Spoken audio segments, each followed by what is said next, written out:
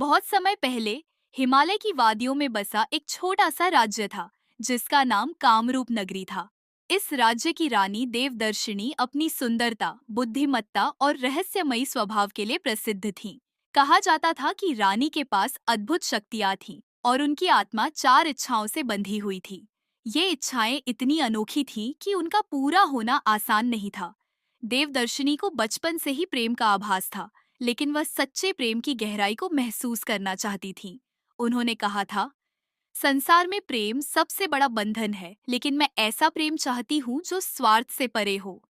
राजा उनकी इस इच्छा को समझ नहीं पाए। उन्होंने उन्हें तोहफों, रत्नों और महलों से भर दिया, लेकिन रानी का दिल खाली था। वह जंगलों में जाकर पक्षियों के गीत सुनती, जहाँ उन्हें प्रकृति में प्रेम की झलक मिलती। रानी बचपन से ही विद्या की साधक थी। उन्होंने अनेक ग्रंथ पढ़े और आर्षियों के सत्संग में समय बिताया, लेकिन उनकी जिज्ञासा कभी शांत नहीं होती।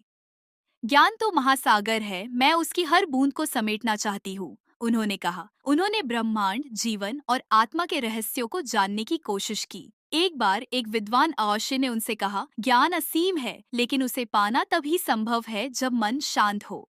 यह सुनकर रानी ने ध्यान और योग का अभ्यास शुरू किया। महल के बंधनों और राजसी प्रोटोकॉल से बंधी रानी हमेशा अपने दिल की बातें खुलकर नहीं कह पाती थी। उनकी सबसे बड़ी इच्छा थी कि वह अपने विचार और निर्णय स्वतंत्रता से व्यक्त कर सके।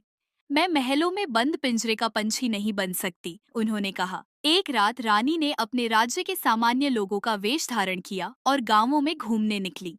वहां उन्हें असली जीवन की स्वतंत्रता का आभास हुआ। रानी जानती थी कि जीवन क्षणभंगुर है।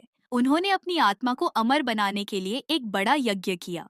यज्ञ के दौरान एक दिव्य दूत प्रकट हुआ और बोला, देवदर्शिनी, अमृता केवल शरीर की नहीं, बल्कि कर्मों की होती है।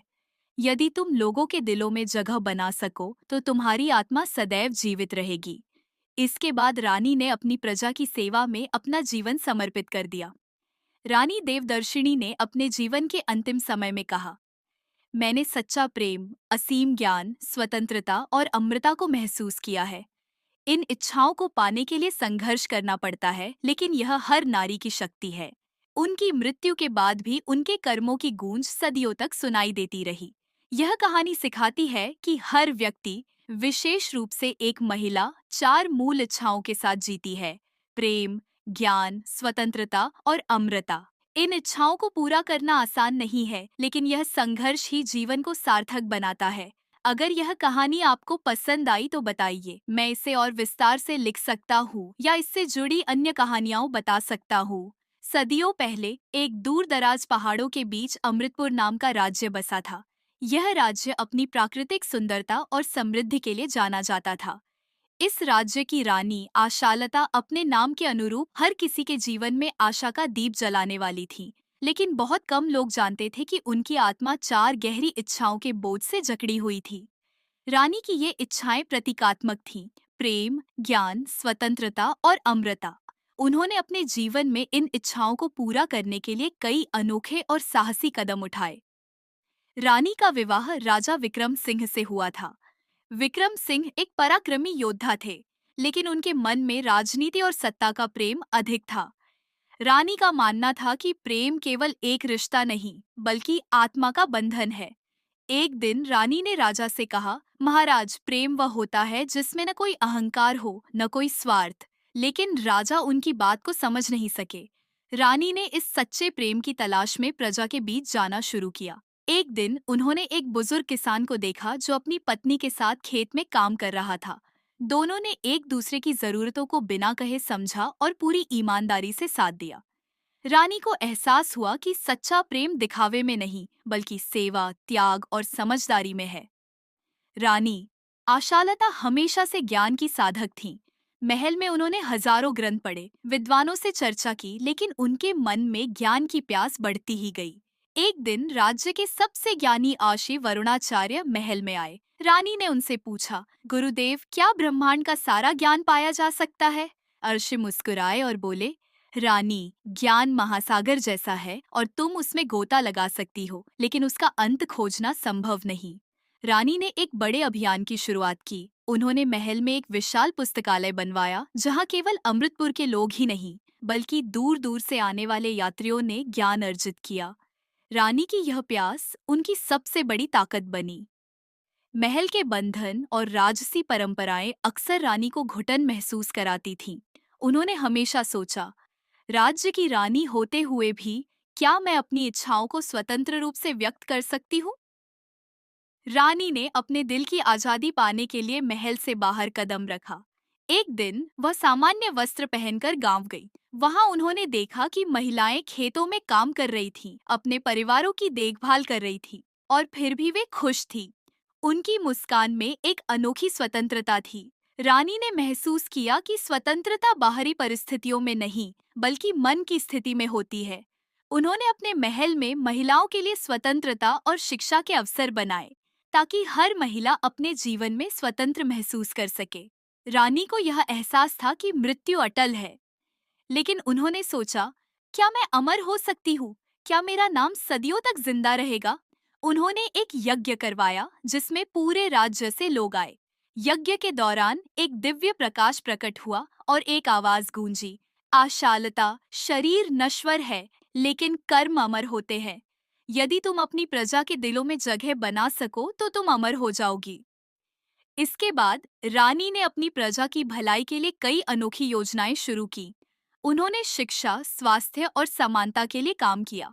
उनकी ये योजनाएं इतनी प्रभावी थीं कि अमृतपुर एक आदर्श राज्य बन गया।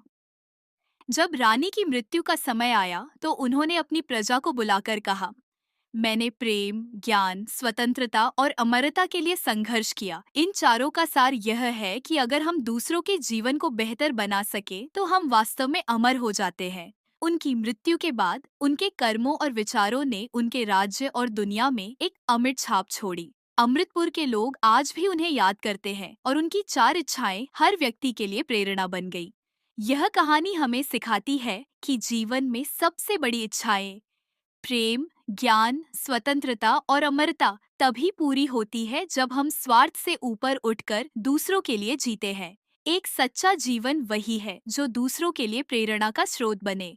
अगर यह कहानी आपको पसंद आई हो तो बताइए, मैं इसे और भी विस्तार या गहराई में ले जा सकता हूँ। प्राचीन काल में एक बड़े साम्राज्य में एक प्रसिद्ध राजा महल था, जहाँ रानी की बुद्धिमानी और उनकी 4 प्रमुख इच्छाओं के बारे में चर्चा होती थी। यह कहा जाता था कि रानी की ये 4 इच्छाएं इतनी गहरी थीं कि उन्हें पूरा करना किसी के लिए संभव नहीं था। रानी को बचपन से सच्चे प्रेम की तलाश थी। उनके लिए प्रेम केवल रिश्ते का नाम नहीं था, बल्कि ऐसा अपनापन था जो दिल से दिल को जोड़े। लेकिन महल के भीतर राजनीति, द्वेष और स्वार्थ के कारण उन्हें यह सच्चा प्रेम कभी नहीं मिला। रानी को पुस्तकों और शास्त्रों का गहन प्रेम था। वह हर समय ज्ञान प्राप्त करना चाहती थी। उन्होंने कई महान विद्वानों को महल में बुलाया, लेकिन उनकी जिज्ञासा इतनी असीमित थी कि वह हर नए ज्ञान के बाद और अधिक जानने की इच्छा करती। रानी ने कभी अपनी इच्छाओं को अपने शब्दों में व्यक्त करने की स्वतंत्रता नहीं पाई। वह चाहती थी कि वह निर्णय ले सके, लेकिन राजा और समाज की परंपराओं ने उनके हाथ बांध दिए थे। उनकी यह भूख उन्हें बार बार सोचने पर मजबूर करती थी कि वह कब पूरी तरह स्वतंत्र होंगी। रानी जानती थी कि जीवन क्षणभंगुर है, लेकिन वह चाहती थी कि उनकी कहानियां, उनके विचार और उनकी आत्मा अमर रहे। वह अपने साम्राज्य के लोगों के दिलों में हमेशा जीवित रहना चाहती थी।